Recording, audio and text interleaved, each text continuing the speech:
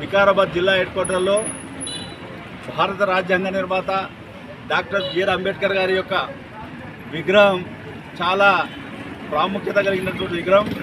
Vikarabad constituency లోపల కూడా ఒక్క విగ్రహం కూడా లేని సమయంలో వికారాబాద్ మేధావులందరూ కలిసి వికారాబాద్లో ఒక దళిత జాతి రత్నానికి ఒక చిహ్నం ఉండాలని చెప్పేసి చాలా కష్టపడి ఆ రోజులల్లా ఈ రైల్వే స్టేషన్ ముందర కష్టపడి ఈ యొక్క విగ్రహాన్ని ప్రతిష్ఠింపడం జరిగింది. మరి భారత రాజ్యాంగ నిర్మాత ఆయన విగ్రహానికి రక్షణ లేకుండా పోతున్నది. మరి హెడ్ క్వార్టర్లో కలెక్టర్ ఉంటాడు, ఎస్పీ ఉంటాడు, పెద్ద పెద్ద అధికారులు ఉంటారు. ఇంతమంది అధికారులు ఉన్నప్పటికీ కూడా మరి అంబేద్కర్ గారికి రక్షణ లేకుండా పోతున్నది. మరి సంఘ విద్రోహ శక్తులు ఏదైనా విషయం ఉంటే, సబ్జెక్ట్ ఉంటే వ్యక్తులతో కొట్లాడాలి తప్ప విగ్రహాల మీద మీ ప్రతాపం చూపించద్దు.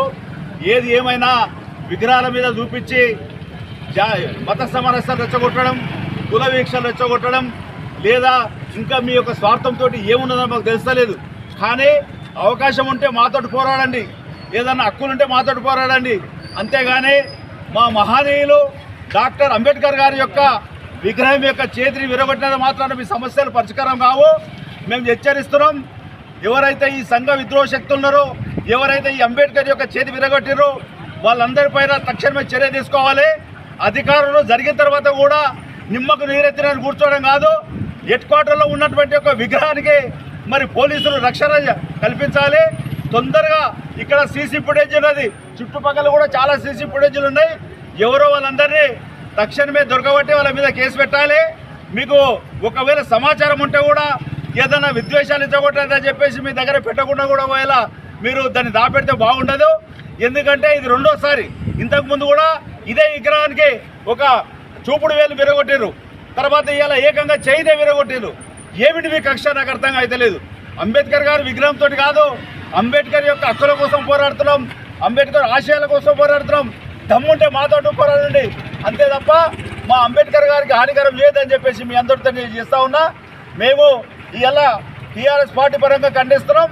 నిన్న కూడా ఐటీఐ దగ్గర ఒక హనుమాన్ టెంపుల్లో హనుమాన్ విగ్రహం కూడా కూర్చోదని తెలిసింది.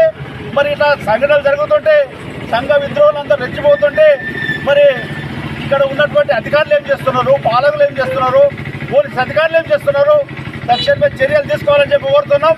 మేము టీఆర్ఎస్ పార్టీ పరంగా ఇలా జరిగిన అంబేద్కర్ యొక్క ఈ విధ్వంసాన్ని, ఐటీఐలో జరిగినటువంటి యొక్క హనుమంతు టెంపుల్ యొక్క విగ్రహాన్ని ధ్వంసం చేసిన రెండు ఖండనలు కూడా తీవ్రంగా ఖండిస్తున్నాం.